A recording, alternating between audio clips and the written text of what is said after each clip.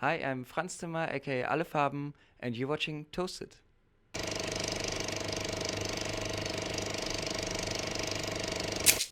Hey, back to your album. There's another track that I liked, and Summer Storm, because Summer we, Storm. we are talking about storms anyway. With Michael Schulte. He also wrote on this. He also wrote in it. That's another part. We were talking about the percussion. You said, well, I use percussions, and you think about percussions, of course, and beats. There's this wood block in this song, like the small tick tick tick tick tick tick beat. It reminded me of old reggae tracks. Like these reggae producers used to put like these sounds into songs, and it. I'm not into reggae. Well, I mean, that's of course a question. Yeah. I think it's you can have sounds from different directions, so also you can use a synthesizer in pop or in rock or in techno. So every time you can play it as in the same way, but it's every time it's different, fits different to the music. What I like about it is that, I mean, you can have a beat which is ongoing, but the small offbeat things, the small layers inside the percussion, make the song interesting, I think. Mm. Of course, that makes the song living. So Hey, so you got together with Michael. Actually, you got together with a lot of people, not just singer-songwriters, but also DJs, producers. How did that work? I mean, do you have a list of people that you want to work with? absolutely not. It mostly came just because with Michael, we had a writing session, and then he sang because we need someone singing the songs. And actually, I long time I thought about to exchange his vocals. So because I wasn't sure he's like played in big TV shows like I don't know what's called here, but yeah. So I wasn't sure he fits with his past, but then I just totally fall in love with this vocals to my sound. So and that's just came. So and also with other artists, with other singers on the album. I'm not forcing any. We only have 5 minutes left, people. Uh, The interview was going really well. We need 5 minutes. You're really busy, so.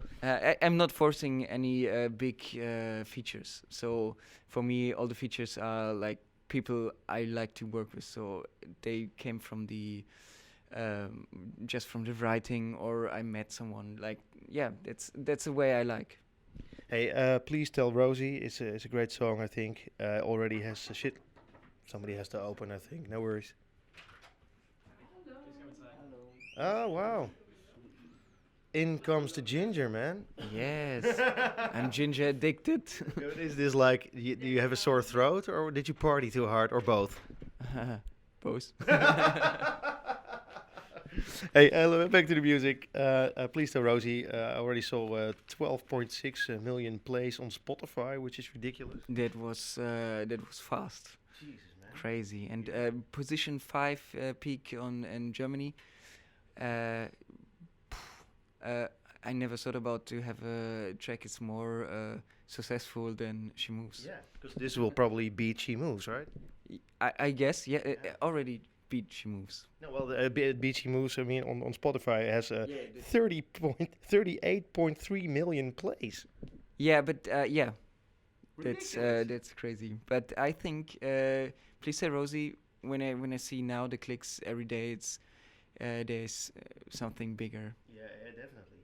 So, I mean, you did pull it off. You did create a second album, and you did create a single which is bigger than the previous one. All the pressure was okay. So Yeah. to have now like a album the people likes, and if even the people listening to techno like this album. So I had many conversations. It was nice to hear. Okay, everyone picks their own tracks. Like okay, you picked also the club tracks. What I appreciate because I'm a club DJ. Yeah. And someone else is just picking Please Say Rosie, or I like how it works now. Yeah. I think that's the way it should be, probably. You know? Everybody should have their own favorites on the songs that you produce.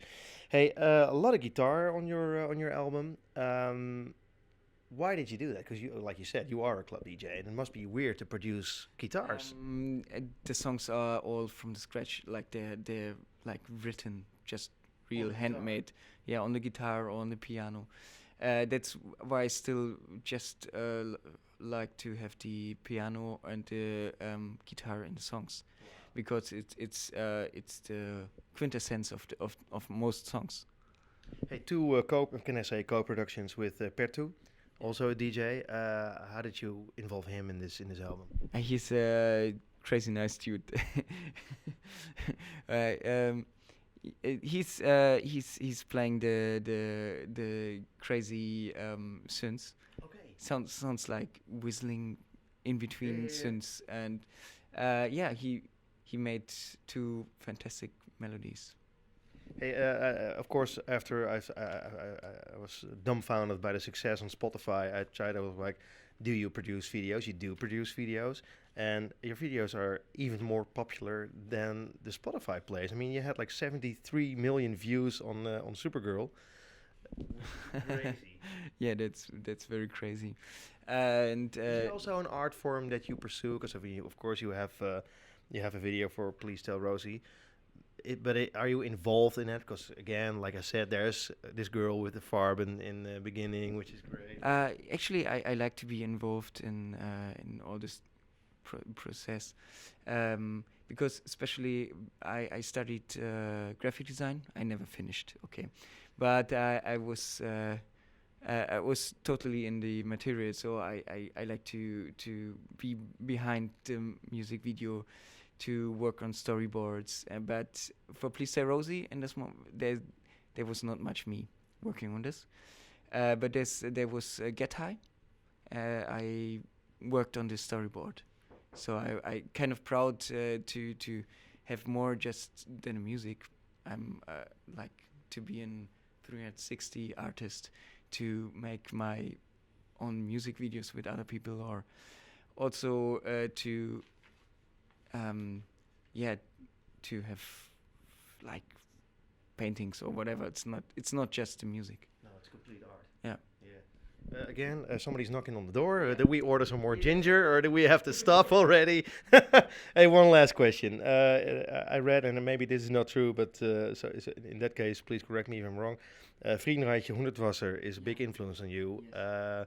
He's, as far as I know, like this crazy architect, environmentalist guy who bought a lot of land, especially in New Zealand, to create his ideal surrounding. He made very childish art and childish architecture. Yeah. So it's Amazing building. it's kind a guy is planning to make a tree in the house. So, and I like the idea to go back to be a child, because it's very, very hard for someone who's growing up to just be free and just be a child. Yeah. So there's something when a child is painting a person, the child will paint a person perfectly, but not in a good. There's not good educated in painting, but it will be more specific, more on the point than the grown-up person, and to be on this point again, like just be free, but still on the point. It's not easy, and I like this. He did this. What makes it so hard then? Yeah, you can try to imagine to don't give a shit at what the people think about you. That's the core, and I'm glad you said that, because I mean that's the whole thing. If you, I read this crazy meme somewhere online, and it said, the moment you really don't give a shit about what anyone in this world thinks about you, you'll gain so much freedom. Yeah, and that's the freedom kids have, and that's the freedom he had in his paintings and his art. Hey, we have to wrap this up, which is a shame. One more thing. Do you know this French band C2C? They're like a collective of DJs. They won many DJ awards. They're like the Scratch Camp champions. I know them. Yeah. I think really they made a benchmark record like 4 years ago, and a lot of artists recreated this sound probably unknowingly in So I was wondering if you know them at all. I mean, there's their bands, their sound, they making a signature for forever. Like if it's hardcore music or it's techno, so they're like pioneers, and I guess they're also pioneers in what they did. So Are there any artists? Can you name me 3 artists that really influenced you music-wise? yeah, that Alan Oy. There's the singer behind Kings of Convenience and The Whitest Boy Alive. Trento Möller. He was very important in the beginning for me. And as a DJ, it was Miss Kitten. She was.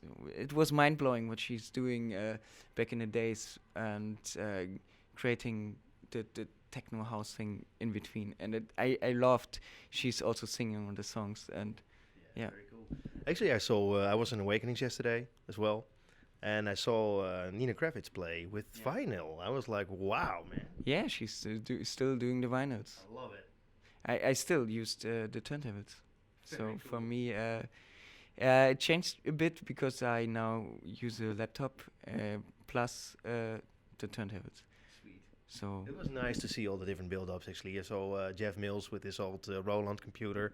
yeah, it is. Awesome stuff. I like to see, but it's not usual. Like there's a big techno festival. So, and then you see all the different ways to bring the music to the people. But I played this year, like it was one of the first big festivals this year, Sputnik Spring Break in Germany, and the sound engineer put my setup, and he said, "I'm the only DJ on the whole festival playing with turntables."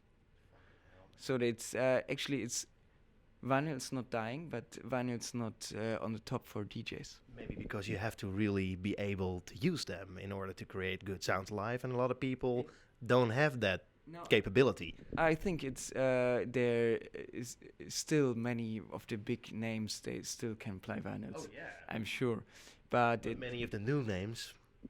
yeah, maybe not of the new names. uh, so I learned it from scratch. I learned it from the very beginning when CDJ is not really a thing. So it was shitty to play on this. So there was no other opportunity than vinyl. Hey, what holds the near future for you? Last question. What? What holds the near future for you? Because of course you'll be promoting your new album now. You'll be playing the new album. Are you actually working on new material already? Actually, on the third album. You are already. Yes. So That's cool. yeah, I'm not far. So but yeah, I work actually on the third album. And what's it gonna be like? I don't have anything ready, so I can't say anything. But you must have any ideas, right? Sure, I have ideas, but maybe it's a bit more clubby than this one. So So less guitars, less singing, less voices. yeah, maybe more synthesizers. So Cool. Looking forward to that. cool. Thanks so much for your time. Thanks.